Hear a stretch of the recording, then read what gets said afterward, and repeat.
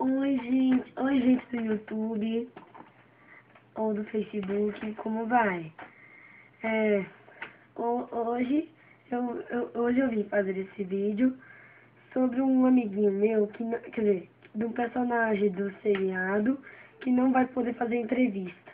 O nome dele é Cauã Araújo e seu personagem é Jorge. Bem, vou falar sobre o Cauã primeiro.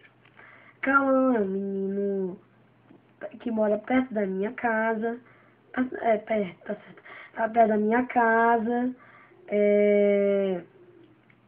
Ele é brincalhão. Às vezes, quando se irrita, fala palavrões. Fala palavrões. E também, às vezes, promete quebrar todo mundo na porrada. Tipo, por exemplo, ele já fez isso comigo, que se não, se não, se não fizesse o que ele mandasse, ele me enchia de pancada, mas com isso, meu pai evitou que acontecesse isso de novo. Então eu falei sobre o Cauã. Agora eu vou falar sobre o Jorge do seriado. Bem, Jorge é o Cavalieri, tá bom? Só que não é com dois L's, tá bom? Eu vou falar sobre o Jorge Cavalieri.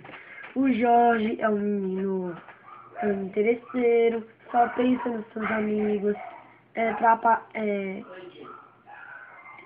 eu acho que ele é trapalhão, ele, ele, ele se acha superior a todo mundo da rua e também gosta de jogar futebol e seu maior sonho é ser jogador de futebol profissional.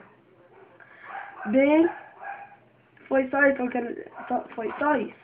Ah, e mais uma coisa, lembrando, na descrição, quer dizer, no final desse vídeo, depois você confere na descrição do vídeo, você visita o nosso Facebook ou nosso blog. Foi blog, a gente já tem um site para publicação de capítulos.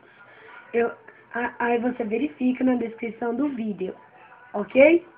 Tá, ok, pessoal? Vocês não podem perder Carrossel, a vida como ela é. Estreia dia 13 de março. Espero vocês. Tchau.